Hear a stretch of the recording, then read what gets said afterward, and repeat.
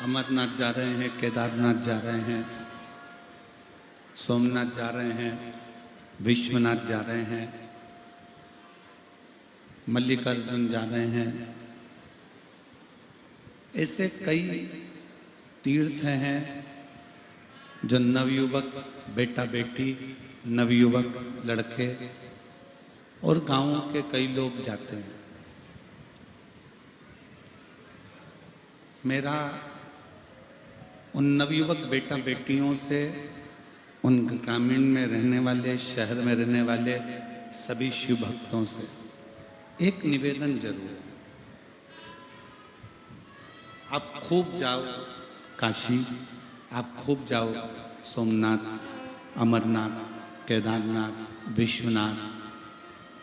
आपका जितना जितना मन करे उतना उतना जाओ, पर सबसे पहले अगर कहीं जाना है तो अपने घर का पास का जो शंकर का मंदिर हो, सबसे पहले उस मंदिर में जाना चालू करो। एक बात आपसे पूछें, जरा उत्तर दीजिएगा। कांकेर की मेरी जीजियों, मेरे जीजाओं, मेरी बेटियों, बेटाओं, मेरी माताओं, मेरे भाई, व्यक्ति बीमार होता है तो डायरेक्ट उसको मुंबई ले जाते हो क्या? जम के बोलो जरा। डायरेक्ट उसको रायपुर लेकर जाते हो क्या? नहीं। डायरेक्ट उसको नागपुर लेकर जाते हो क्या? नहीं। व्यक्ति अगर बीमार होता है तो सबसे पहले अपने गांव का जो हॉस्पिटल होता है, प्राथमिक उपचार केंद्र, वहां दिखाया जाता है। वहां से आराम नहीं लगता, फिर कांकेर, कांकेर में आराम नहीं लगा, फिर धमतरी, वहाँ आराम नहीं लगा, फिर रायपुर, रायपुर आराम नहीं लगा, नागपुर, नागपुर आराम नहीं लगा, मुंबई, दिल्ली, फिर उसको विशाखापट्टनम, ना जाने कहाँ कहाँ आप सब लेकर जाते।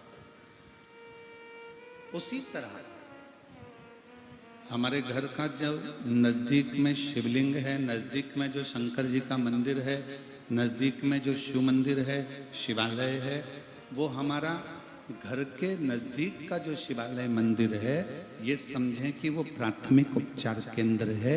जब हमें दुख आए तो सबसे पहले हमारे नज़दीक के मंदिर में हम जाए, और नज़दीक के मंदिर में जाने के बाद फिर आप क्षेत्रीय मंदिर में, फिर प्रादेशिक मंदिर में, फिर तीर्थ आदि के स्थानों पर जाने का प्रयास।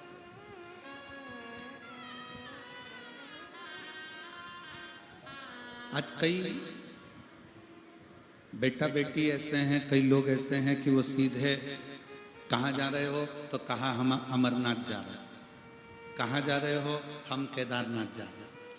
अब तुम अमरनाथ तो जाओ, केदारनाथ तो जाओ, पर कभी अपने घर के नजदीक के शंकर के मंदिर ही नहीं गए।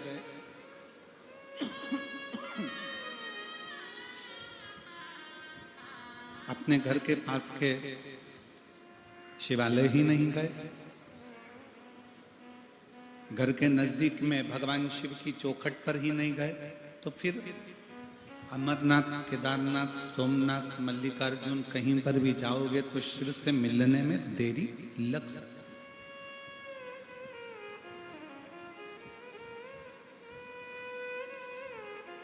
अब एक और बात हम आपसे पूछें, बड़े हॉस्पिटल में जाते हो तो पहले पूछते हैं कि छोटे हॉस्पिटल में दिखाया था, उसकी कोई फाइल है तुम्हारे पास में?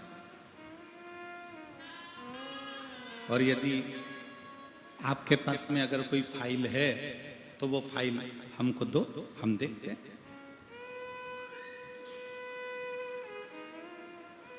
पुरानी फाइल को डॉक्टर देखना प्रारंभ करता है और देखते देखते फिर दवाइयाँ लिखना प्रारंभ करता है। हम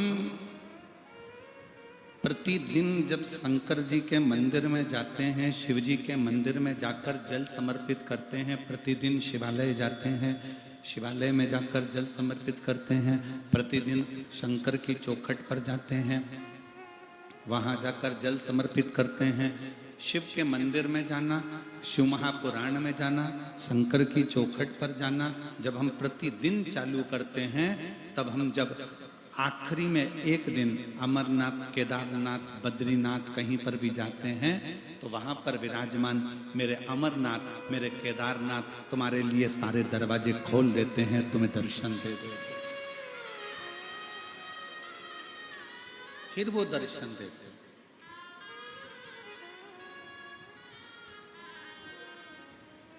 आप विश्वास के साथ में शिव मंदिर जाओ। कल हमने कथा में वर्णन किया था, आप लोग स्मरण करे होंगे कथा का, तो सबने सुनी थी कथा। उसमें सुना था कि कामदेव रति के पति हैं, शिवजी सती के पति।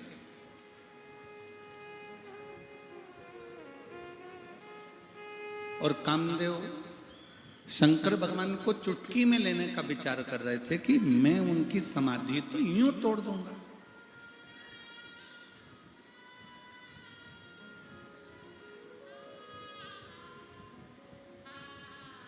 कामदेव शंकर भगवान को समझ नहीं पाए।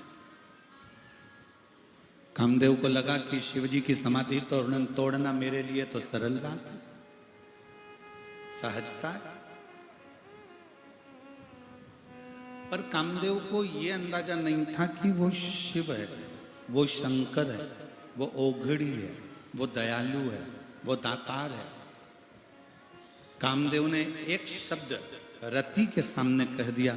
जब रति हाथ जोड़कर कामदेव जी से कहती है कि तुम समाधि को तोड़ने मत जाना,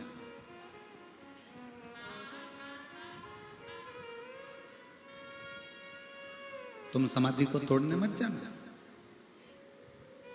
कामदेव ने पूछा क्यों? रति कहती है मैं जानती हूं शंकर भगवान को। रति कह रही है कि मैं शंकर भगवान को जानती हूं, वो मेरे जीजा लगते हैं, मेरी बहन सती का विवाह उनके साथ हुआ है, वो मेरे जमाई लगते हैं, मेरी बहन बिहाई है, मेरे बहनोई लगते हैं, मैं उनको अच्छे से जानती हूं।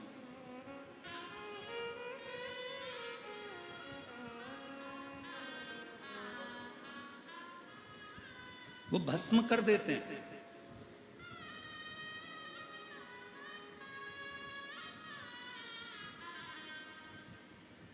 अब कई लोग एक प्रश्न खड़ा कर देते हैं, कई लोग कहते हैं कि शंकर भगवान को गुस्सा आता है तो शंकर भगवान भस्म कर देते हैं।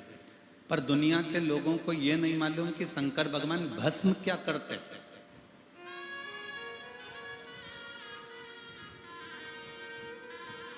कड़प, शंकर भगवान का एक भक्त कड़प भील, वन में रहने वाला, वन में विचरण करने वाला, शंकर जी को ले जाकर मुंह में पानी भरकर चढ़ा देता है, तो भी मेरे शिव उस पर क्रोध नहीं करते, उसको भस्म नहीं करते। मेरे शिव उसको भस्म नहीं करते, मेरे शंकर भगवान उस पर क्रोध नहीं करते। कड़प अपने पांव के जूते से मंदिर पे पड़े हुए फर्श साफ कर देता है, तो भी मेरे शंकर भगवान उस पर क्रोध नहीं करते। भस्मासुर शिवजी को भस्म करने के लिए दौड़ता है, तो भी शंकर भगवान क्रोध नहीं करते, मुस्कुराकर भाग लेते हैं। बाणासुर अपनी भुजाओं का बल दिखाकर शंकर भगवान को युद्ध के लिए ललकारता है, तो भी शिव क्रोध नहीं करते, भस्म नहीं करते। ये तो दुनिया के लोगों ने गलत विचार कर रखा है कि शंकर भगवान संहार के देवता हैं। ये दुनिया के लोगों ने गलत विचार कर रखा है कि शंकर भगवान गुस्सा जल्दी कर देते हैं। ये दुनिया के लोगों ने अब मन में विचार कर रख लिया कि शंकर भगवान भस्म कर देते हैं। पर दुनिया के लोगों को ये नहीं मालूम कि शिव भस्म क्या करता है।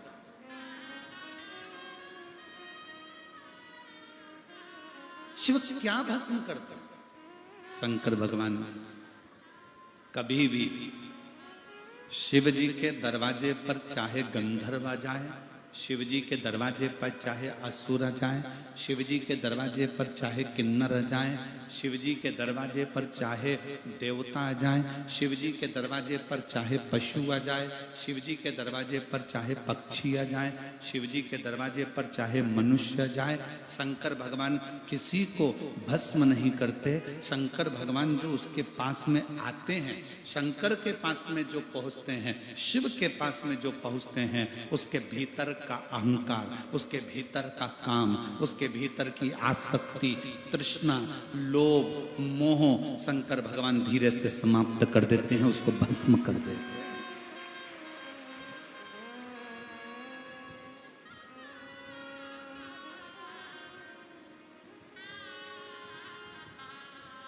रायपुर में कथा थी, देवांगन परिवार कथा करवाई और देवांगन जी ने कथा करवाई तो वहां पर एक पत्र आया था। एक सुनीता साहू ने उस पत्र को लिखा था। रायपुर देवांगन जी ने जब कथा कराई तो सुनीता साहू ने वो पत्र लिखा था। वो कहां की थी उसका एड्रेस हमको स्मरण में नहीं, पर उस पत्र में सुनीता साहू ने लिखा कि मैं इतने दिनों से शंकर जी की आराधना कर रही हूँ, मैं इतने दिनों से शिव जी पर जल चढ़ा रही हूँ, हो सकता है मुझसे कोई गलती हो रही होगी, इसलिए शिव मुझे फल नहीं दे रहा है। मुझसे कौन सी गलती हो रही है गुरुजी, क्या आप मुझे बताएंगे? पत्र में उसने लिखा। मैं उस बेटी सुनीता साहू को एक बात कहना चाहूंगा कि यहाँ पर भी बैठे हुए जितने शिव भक्त हैं वो अपने अंदर उतार लेना, और जितने आस्था चैनल पर सुन रहे हैं वो भी उतार लेना, जितने मोबाइल पर कथा सुन रहे हैं वो भी उतार लेना। तुम शंकर जी के मंदिर में जाते रहो, शिव तुमको फल नहीं भी दे रहे हैं तो भी जल चढ़ाते रहो। जैसे कल कथा में कहा था, माँ के हाथ में दूध की बोतल है पर वो बच्चे को नहीं दे रही है। क्यों? क्योंकि माँ चाहती है कि बोतल का दूध ठंडा हो जाए तब मैं बच्चों को दूंगी। बच्चा चाहता है कि मुझे अभी की अभी दूध मिले, पर माँ उसे देना नहीं चाहती, वो चाहती है जब दूध ठंडा होगा तब दूंगी। उसी तरह तुम शंकर के मंदिर जाते रहो, प्रणाम करते रहो, लोटा भर जल चढ़ाते रहो, तुमसे कोई गलती नहीं हो रही। शंकर देंगे, थोड़ा ठंडा कर देंगे, और ऐसा देंगे कि तेरे लिए अच्छा, जो तेरे लिए श्रेष्ठतम हो, जो तेरे लिए अच्छा हो, मेरे शिव वो तुझे दे, वो तुझे प्रदान करे।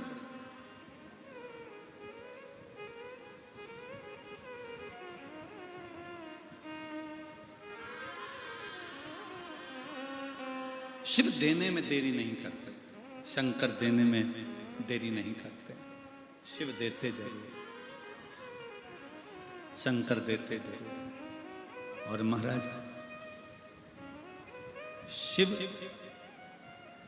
जब देते हैं तो फिर थोड़ा बहुत नहीं देते।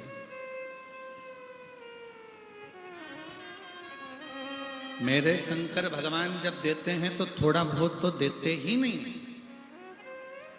देवता देते हैं पल्ला झाड़ कर और महादेव देते हैं छप्पर फाड़ कर। शिव थोड़ा नहीं देते, शिव बहुता में देते।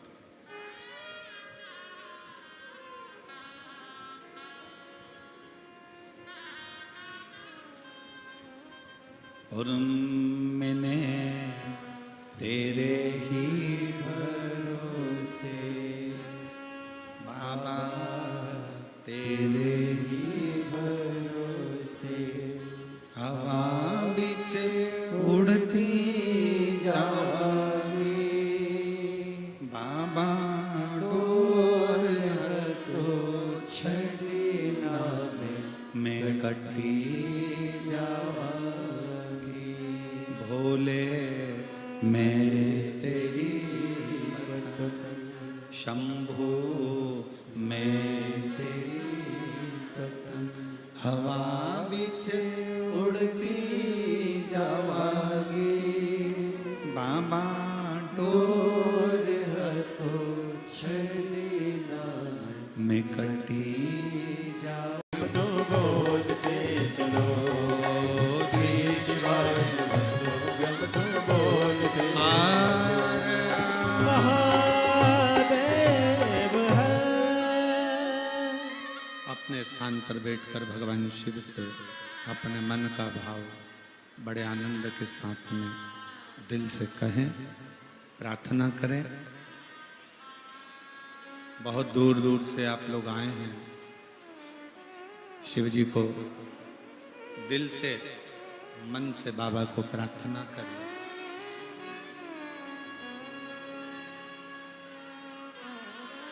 जो कामना लेकर आए हैं बाबा को अपने मन की कामना कहिए। जो बोलने आए हो बाबा को वो बोलिए, दिल से बाबा को निवेदन करें। सभी लोग साथ में बोलेंगे।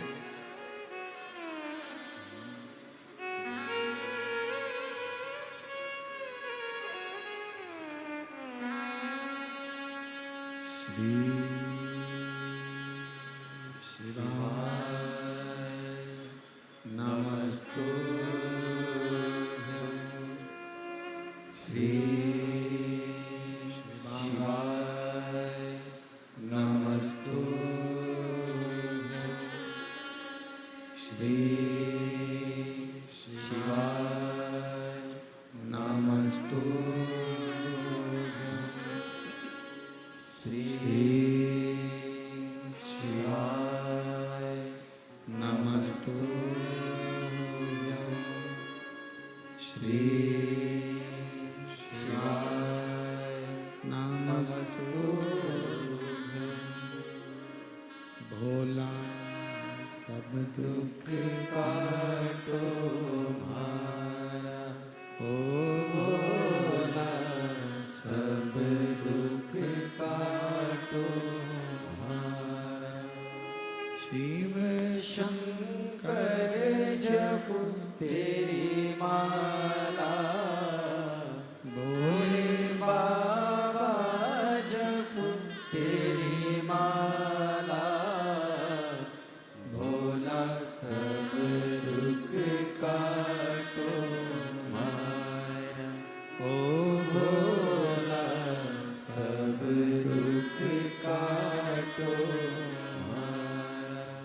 वेश है मंगल मंगलकारी, वेश है मंगल मंगलकारी। शमशान वासी हमारा, शमशान वासी हमारा। ओ भोला सब दुख काटो हमारा, ओ भोला सब दुख काटो हमारा।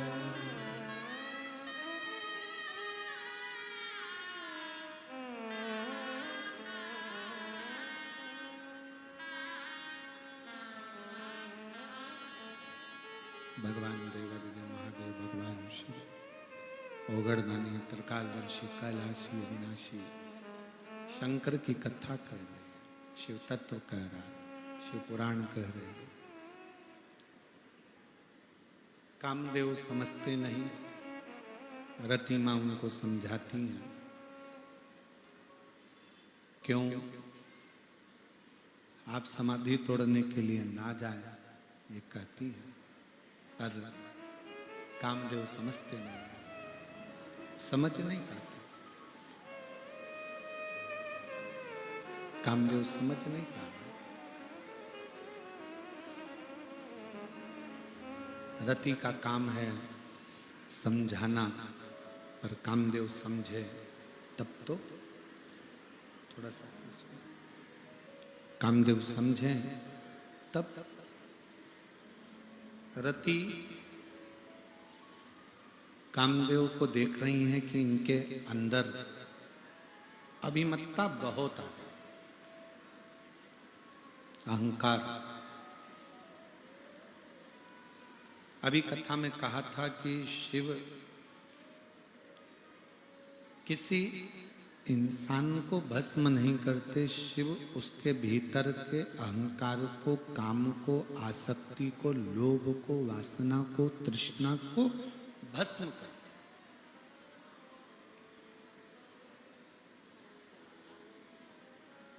शिव महापुराण की कथा सुनकर जाने वाला व्यक्ति जब घर पहुंचता है तो उसको क्या मिलता है,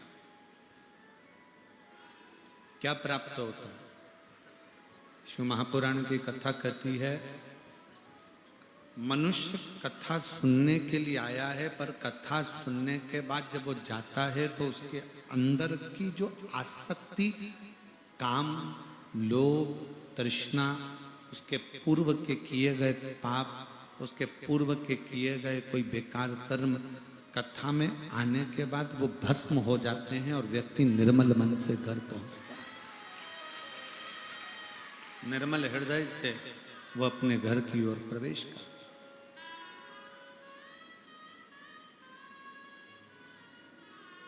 एक विदल और उत्पल हुए।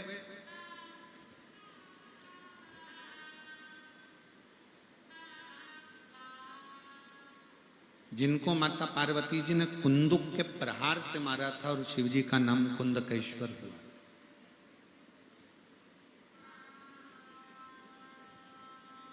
कुंदुक के प्रहार से वो मरे थे। शंकर जी का नाम कुंदकेश्वर हो गया।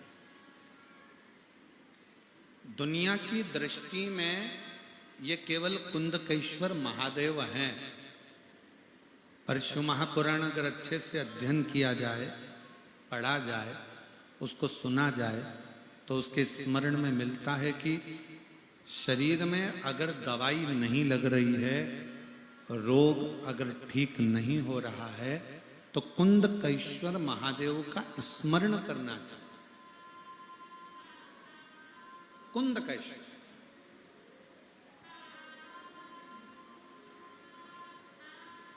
जरूर धीरे धीरे धीरे धीरे शरीर के अंतर्गत वो औषधि लगना प्रारंभ होती है। कुंदकेश्वर। और मेरा माताओं से, मेरी जीजियों से निवेदन है, कभी डॉक्टर अगर आपको कह दे, मेरी बहनों, मेरी जीजियों, कि तुम्हारे गर्भाशय में गांठ है,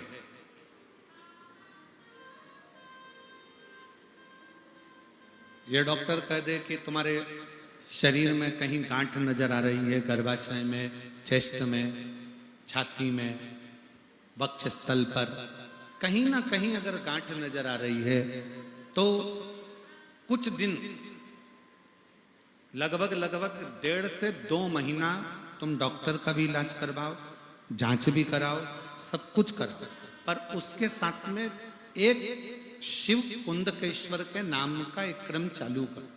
क्या करना है? अगर डॉक्टर बोल दिया कि तुम्हारे गर्भाशय में गांठ है या शरीर में कहीं गठान है, और डॉक्टर का इलाज चलने दो, साथ में जांच भी चलने दो, औषधि भी चलने दो, जो दवाइयां खा रहे हो वो खाते रहो।